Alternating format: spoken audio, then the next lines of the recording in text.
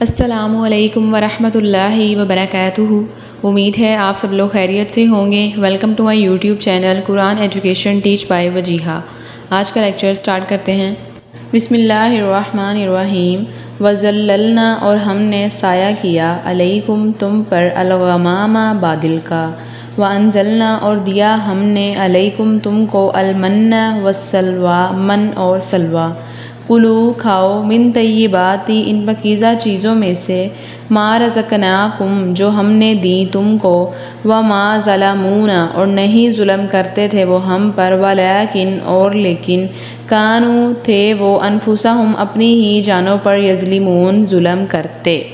اور ہم نے کیا تم پر بادل کا سایہ، اور ہم نے تم پر من اور سلویٰ اتارا، کھاؤ ان پاکیزہ چیزوں میں سے جو ہم نے تمہیں دی ہیں، اور انہوں نے ہم پر ظلم نہیں کیا، اور لیکن وہ اپنے آپ پر ہی ظلم کرتے تھے۔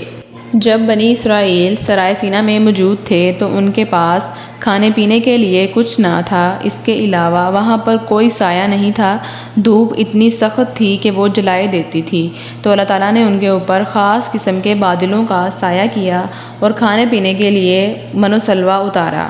من و سلویٰ کیا تھا؟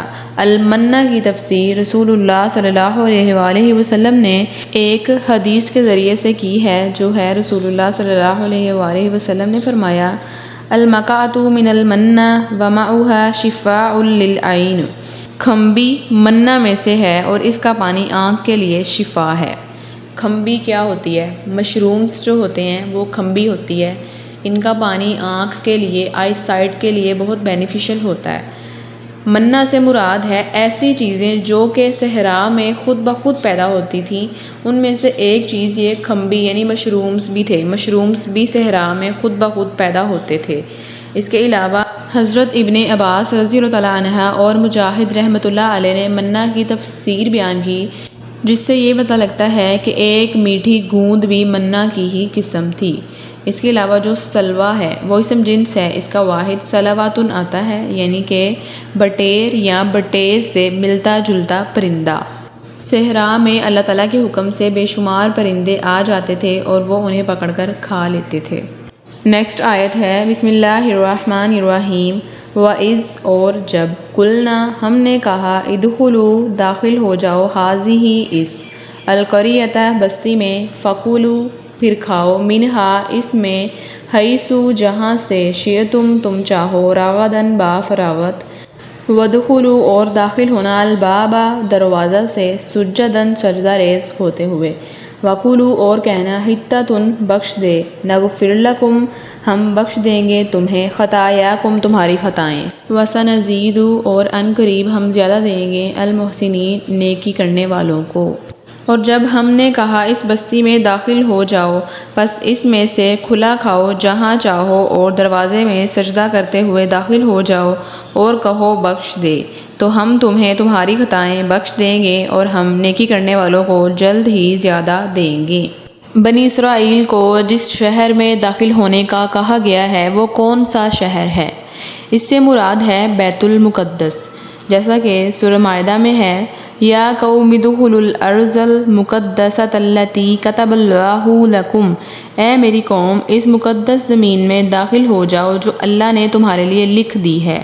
اب یہاں پر یہ بات آتی ہے کہ بیت المقدس حضرت موسیٰ علیہ السلام کی زندگی میں فتح نہیں ہوا تھا، تو پھر یہاں پر راضی نے اس کا حل پیش کیا ہے کہ ضروری نہیں کہ یہ حکم موسیٰ علیہ السلام کے زبانی ہی دیا گیا ہو، بلکہ عین ممکن ہے کہ یوشع بن نون علیہ السلام کے عہد نبوت میں جب بیت المقدس فتح ہوا تھا تو انہیں حکم دیا گیا ہو کہ اس فتح کی شکر گزاری میں اللہ تعالیٰ کے عاجز بندوں کی طرح سجدہ ریز ہوتے ہوئے اور اپنے گناہوں کی بخشش مانگتے ہوئے شہر میں داخل ہو جاؤ۔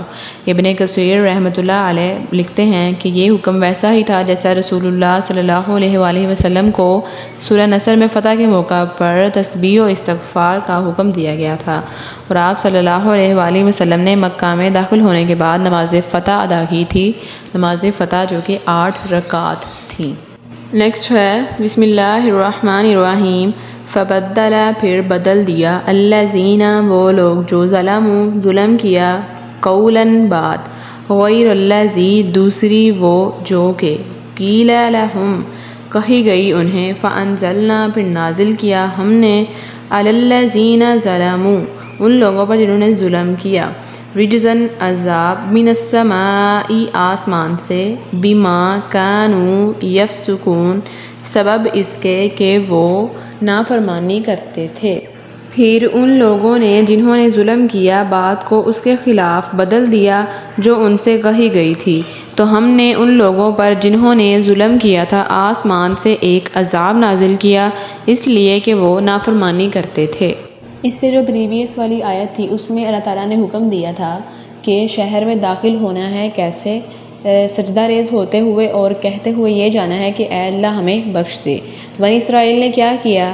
ان ظالموں نے اس حکم کو ماننے سے انکار ہی نہیں کیا بلکہ اس کا مذاق اڑایا۔